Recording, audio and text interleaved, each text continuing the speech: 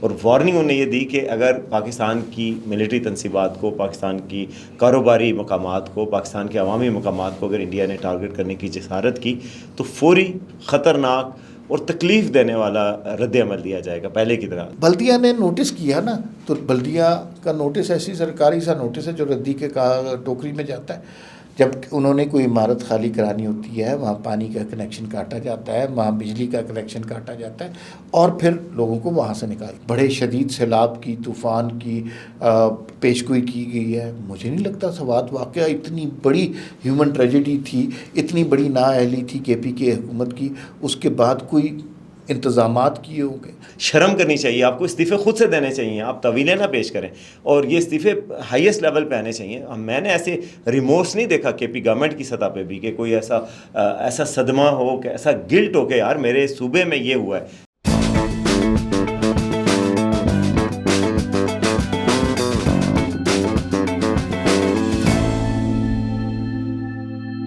جی ناظرین، السلام علیکم۔ وی ٹاک کے ساتھ میں اور وسیم عباسی آپ کی خدمت میں حاضر ہیں۔ 3 بہت اہم موضوعات پر بات کرنی ہے، اور پہلا موضوع جو ہے، آرمی چیف فیلڈ مارشل جناب عاصم منیر صاحب نے آج NTU میں خطاب کیا اور بھارت کو بڑی سخت وارننگ دی، اس حوالے سے بات کریں گے۔ دوسرا موضوع ہمارا آج کا، لیاری بغدادی میں گرنے والی عمارت کیسے گری اور اس کے بعد کیا ہوا، اس پر ہم بات کریں گے۔ اور تیسرا موضوع، ابھی تک وہ واقعہ ہماری جو ہے نا جان نہیں چھوڑا، سوات میں جو لوگ ڈوبے ہیں اس کے حوالے سے انکوائری رپورٹ پیش ہوئی ہے، اور ڈپٹی کمشنر صاحب نے جو کچھ کہا ہے وہ کتنا صحیح ہے، کتنا درست لگتا ہے، کتنا لاجیکل ہے، اس پر بھی بات کریں گے۔ سب سے پہلے فیلڈ مارشل صاحب نے آج NTU میں خطاب کیا۔ وسیم صاحب، کیا کیا چیدہ نکات تھے خطاب کے؟ جی، فیلڈ مارشل عاصم منیر نے خطاب کیا NTU میں آج، اور وہ وار کورس کے اختتام پہ خطاب کر رہے تھے۔ اس میں انہوں نے ویسے تو ان کے پروفیشنلزم پہ بات کی، پاکستان کے جو سیکیورٹی ڈاکٹرائن ہے اس کے حوالے سے بات کی، لیکن انڈیا کو بڑی سخت وارننگ دی۔ انہوں نے کہا کہ انڈیا جو ہے وہ اپنے فیلیئرز کو چھپانے کے لیے پاکستان کو یہ کہہ رہا ہے، غیر ذمہ دارانہ طور پہ تیسری قوتوں کی بات کروں، ان کا اشارہ اس طرف تھا جو ابھی انڈیا کے جو وائس آرمی چیف ہیں انہوں نے کہا تھا کہ جی پاکستان یعنی بڑے لڑکے لے آیا تھا، وہ چین کی مدد تھی اور پتہ نہیں کتنے اور ملکوں کی تھی۔ تو انہوں نے کہا یہ غیر ذمہ دارانہ بیان ہے۔ آپ صاف بات یہ بھی ہے کہ انڈیا کو سپورٹ امریکہ کی اور کئی ملکوں کی نہیں تھی بلا، تو مطلب اسلحہ وغیرہ تو باہر کے ملکوں سے ہی لوگ لیتے ہیں۔ تو انڈیا اپنی ہار کے بہانے اور جواز تلاش کر رہا ہے۔ یہ آرمی چیف نے کہا کہ انڈیا جو ہے وہ اپنے اسٹریٹجک جو مفادات تھے یا مقاصد تھے اس جنگ کے، وہ حاصل کرنے میں ناکام رہا۔ وہ اپنی خفت مٹانے کے لیے اب کوشش کر رہا ہے، اور وارننگ انہوں نے یہ دی کہ اگر پاکستان کی ملٹری تنصیبات کو، پاکستان کی کاروباری مقامات کو، پاکستان کے عوامی مقامات کو اگر انڈیا نے ٹارگٹ کرنے کی جسارت کی تو فوری، خطرناک اور تکلیف دینے والا رد عمل دیا جائے گا پہلے کی طرح۔ تو پاکستان کا یہی موقف ہے کہ ہم نے پہلے بھی یہی کہا تھا کہ اگر انڈیا نے کوئی جارحیت پاکستان پہ اس کا ارتکاب کیا تو اس کا فوری جواب دیا جائے گا۔ تو یہ ایک قسم کی یہ ایک جواب تھا جو انڈین وائس آرمی چیف نے کچھ دن پہلے جو خطاب کیا لیکن انڈین وائس حالانکہ انہوں نے اعتراف بھی کیا تھا کہ وہ ناکام رہے، اور پاکستان کو تو ایڈوانس میں ان کی موومنٹ کا پتہ لگ گیا۔ وہی میں کہہ رہا ہوں کہ انڈین وائس آرمی چیف جو ہیں، جو گفتگو انہوں نے کی، وہ ایک طرح سے ان کا اعتراف شکست تھا، انہوں نے تسلیم کیا۔ یہ تو ظاہر ہے بنانے والی باتیں ہوتی ہیں نا کہ آپ اس کے ساتھ آ گئے، اس کے ساتھ آ گئے، لیکن انہوں نے تسلیم کیا۔ ان کی لفظوں سے یہ معنی نکلتے ہیں کہ بھارت کو عبرتناک، ہزیمت آمیز شکست ہوئی ہے، جس کی وجہ سے یہ بھی اب جنگ کے بادل لوگ کہتے ہیں، تجزیہ کار کہتے ہیں کہ جنگ کے بادل دوبارہ بھی کسی صورت میں منڈلا سکتے ہیں۔ میرے خیال میں فیلڈ مارشل صاحب کا بیان اس صورتحال کے کو مد نظر رکھتے ہوئے بھی آیا ہوگا۔ کچھ تجزیہ کار کہہ رہے ہیں کہ مودی حکومت چونکہ لڑکھڑا رہی ہے، تخت مودی اب لرزہ برندام ہے، تو اب یوں لگتا ہے کہ انہیں اپنے آپ کو بچانے کے لیے کسی جنگ کی ضرورت ہے، اور جنگ ظاہر ہے وہ پاکستان سے کریں گے، پھر مار کھائیں گے۔ لیکن کیا آپ کو یہ پاسبلٹی لگتی ہے؟ مجھے ویسے کم پاسبلٹی لگتی ہے۔ ابھی کچھ دن پہلے رانا ثناء اللہ صاحب سے بھی پوچھا گیا تو انہوں نے بھی کہا کہ اس کی پاسبلٹی کم ہے۔ بات یہ ہے کہ کیا بدل گیا ہے کہ وہ دوبارہ جسارت کرے۔ پاکستان ایئر فورس، یہ انڈین اینالسٹ بھی کہہ رہے ہیں، پوری دنیا کے لوگ کہہ رہے ہیں کہ وہ سپیریئر ہے انڈین ایئر فورس سے، اور کافی سپیریئر ہے۔ پاکستان ایک ملٹی ڈومین کی ایئر وارفیئر کیپیبلٹی کو شو کر چکا ہے.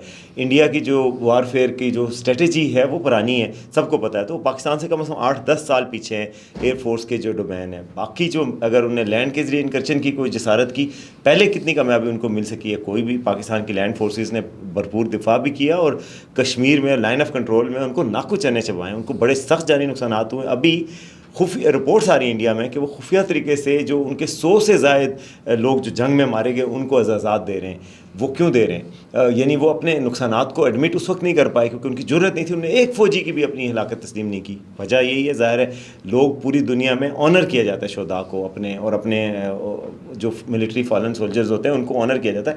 انڈیا نے ایسی بزدلی کی روایت قائم کی ہے, نہ تو اپنے رافیل گرنے کا تسلیم کر پا رہے ہیں, نہ اپنے فوجوں کا وہ کرنے کا. تو جو ان کو نقصان پہلے پہنچ چکا ہے, جس طرح کا کرارا جواب ان کو مل چکا ہے, جرت کرنے مجھے نہیں لگتا کہ ویسے مودی جرت کرے گا. اگر کرے گا تو انتہائی بیوقوف شخص ثابت ہوگا اور دوبارہ سے منہ کی کھائے گا. ایک اور واقعہ پاکستان میں ہوا, بڑا المناک واقعہ, اور وہ لیاری بغدادی میں ہوا. ایک عمارت گری اور اس عمارت تلے 27 افراد آ کر ہلاک ہو گئے. اس بارے میں آج آپ نے ایک کالم بھی لکھا ہے, اور بڑی اس میں فکر انگیز بات تھی, اور بڑی زبردست ایک مثال بھی قائم کی ہے کہ مسلمان نے ہندو بچیوں کو بچایا. اس حوالے سے بتائیے نا کہ وہ کیا واقعہ تھا. اچھا, پہلے تو اس سارے تناظر کو سمجھنے کی ضرورت ہے. یہ بڑا کمپلیکس ایشو ہے کہ کراچی میں جو عمارتیں ایسی ہیں, اس عمارت کو لائسنس ملا تھا 3 منزلہ کا, پھر بغیر لائسنس کے 2 منزلیں اور بنا لی, پھر پینٹ ہاؤس اوپر بنا لیا گیا. یہ غریبوں کا علاقہ ہے, یہ کوئی بہت امیر لوگوں کا علاقہ نہیں ہے. تنگ دشوار گزار قسم کا یہ رستہ ہے. اچھا, جب بنا تو بلڈنگ مافیا نے کچھ بھی نہیں کہا, ظاہر ہے انہوں نے پیسے لے لیے. یہ عمارت آج نہیں لرز رہی تھی, یہ عمارت کافی دنوں پہلے سے لرز رہی تھی. اس سے پہلے بھی وہاں پر انہوں نے نوٹس کیا بلدیہ نے, لیکن بلدیہ نے نوٹس کیا نا, تو بلدیہ کا نوٹس ایسی سرکاری سا نوٹس ہے جو ردی کے ٹوکری میں جاتا ہے.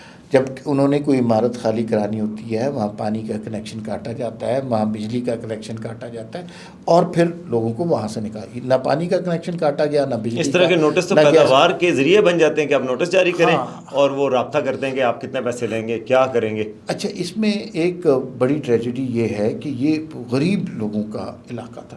اس میں زیادہ تر ہندو برادری کے, ہمارے ہندو بہن بھائی وہ وہاں پر رہتے تھے.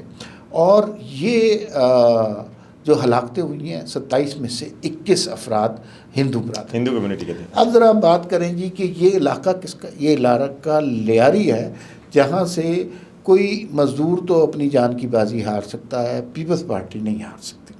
مدتوں سے 1974 میں یہ بلڈنگ بنی تھی, مدتوں سے لوگ پیپلز پارٹی کو ووٹ دے رہے ہیں. اس علاقے سے نبیل گبول صاحب جو الیکشن لڑتے ہیں, اور ان کے صاحبزادے جو ہیں وہ وزیر اعلیٰ سندھ کے ترجمان ہیں.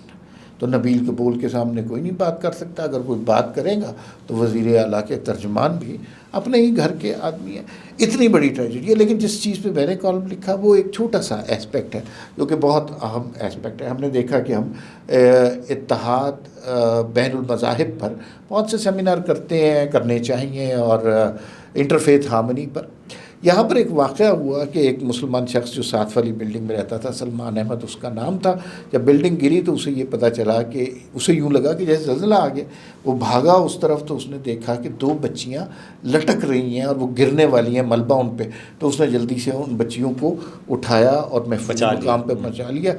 اور دوبارہ جب وہ ان بچیوں کے والدین کو اس سیڑھی کے پاس گیا, اس وقت تک وہ سیڑھی دھڑام سے گر چکی تھی اور اس کے پیرنٹس ہلاک ہو گئے. یہ بچیاں ہندو بچیاں تھیں, اور جو بچانے والا تھا وہ مسلمان شخص تھا. تو اس نے تو اس سے سوال نہیں پوچھا کہ آپ اقلیتیں ہیں, آپ جو ہیں آپ کون سا کلمہ پڑھتے ہیں, کس کی پوجا کرتے ہیں. اس نے وہ کیا جو انسانیت کا درس ہے, جو اسلام کا درس ہے. تو وہ بڑی خوبصورت مثال ہے, اور انٹرفیتھ ہارمنی کے لیے پاکستانی کلچر میں اس طرح کی مثال کو پرموٹ. میرا تو خیال ہے اس نوجوان کو انعام دینا چاہیے, اور انسانیت کا درس تو اسلام بھی دیتا ہے اور پاکستانیت بھی دیتی ہے. تو اس نے اس کا مظاہرہ کیا, جو انسانی ہمدردی کا مظاہرہ کیا. جو سب سے پہلی چیز ہوتی ہے وہ جان بچانا ہے. انسانی جان جو ہے وہ انتہائی قیمتی ہے اسلامی تعلیمات کے مطابق بھی اور پاکستانی آئین کے مطابق بھی. تو اس شخص نے سچے پاکستانی اور سچے مسلمان ہونے کا ثبوت دیا, اور یہ میرے خیال میں ایک ہیرو ہے. اس کو ہیرو کی طرح ہی ٹریٹ کیا جانا چاہیے, اس کو ایوارڈ دینا چاہیے, اور تاکہ ایسی اور مثالیں قائم ہوں کہ کبھی بھی کسی کی بھی جان بچانا ہو تو سب سے پہلے. اور یہ پاکستان میں یہ روایت ہے, ویسے میں آپ کو بتاؤں, یہ ہم اپنے اوپر تنقید تو بہت کرتے ہیں لیکن پاکستان میں یہ کلچر بہت زیادہ ہے. میں باقی کئی ملکوں میں رہ کے آیا ہوں, رہا ہوں. ایکسیڈنٹ ہو جائے تو لوگ بھاگ جاتے ہیں وہاں سے دوسرے لوگ کے, ان کو کسی معاملے میں نہ انوالو ہونا پڑے. پاکستان میں ایکسیڈنٹ ہو جائے لوگ آ جاتے ہیں اور ہیلپ کرتے ہیں. تو یہ ہیلپ کا جو کلچر ہے یہ پاکستان کا ایک کلچر ہے جو کہ مثبت چیز ہے. جو معاشرے کی خرابیاں ہیں وہ الگ ہیں, لیکن جو خوبیاں ہیں وہ بھی بیان کرتے ہیں. لیکن اس میں آپ کو بتاؤں نا کہ ہماری یادداشت بھی بہت کمزور ہے. ابھی تھوڑے عرصے کے بعد ہم یہ واقعہ بھول جائیں گے اور نئے حادثات کا منتظر رہیں گے. جیسے سوات کا واقعہ آپ دیکھ لیجیے, سوات کا واقعہ ہوا, میرا نہیں خیال, ابھی میں وہ موسم کی پریڈکشن دیکھ رہا تھا, اگلے 24-48 گھنٹے میں بڑے شدید سیلاب کی, طوفان کی پیشگوئی کی گئی ہے. مجھے نہیں لگتا سوات واقعہ اتنی بڑی ہیومن ٹریجڈی تھی, اتنی بڑی نااہلی تھی کے پی کے حکومت کی, اس کے بعد کوئی انتظامات کیے ہوں گے. آئی ڈی سی صاحب نے کیا بیان دے دیا جی, commissioner Malakand division inquiry committee کے سامنے پیش ہوئے اور عجیب و غریب قسم کی تعویلیں کہ جی ہوٹل کے جو گارڈ ہے اس نے اس فیملی کو منع کیا تھا, اس کے باوجود وہ چلے گئے. یہ آپ کی پورے ڈیفنس ہے.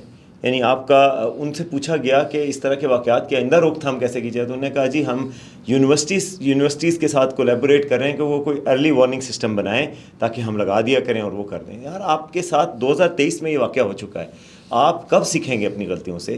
مجھے نہیں لگتا کہ آئندہ بھی خدا نخواستہ ایسا واقعہ ہو جائے تو کوئی سسٹم کام کرے گا. علی من گنڈا پور صاحب کیا کہہ رہے تھے کہ جی میں وہاں تمبو لے کے پہنچ جاؤں, میرا سسٹم کام کر رہا ہے. اب پتہ چلا کہ سسٹم والے ڈپٹی کمشنر کو تو انہوں نے خود برطرف کیا. کمشنر صاحب آج یہ طویلیں دے رہے ہیں کہ جی فیملی کا قصور ہے. بیسیکلی آپ یہی کہہ رہے ہیں نا کہ ہمارا نہ گورنمنٹ کا قصور ہے, نہ علی من گنڈا پور کا قصور ہے, نہ کے پی گورنمنٹ کی کسی امپلائی کا قصور ہے, نہ ڈپٹی کمشنر کا قصور ہے, نہ سول گورنمنٹ کا قصور ہے. یہ سارا قصور لوگوں کا ہے جو وکٹم تھے, جو وہاں پہ شہید ہوئے.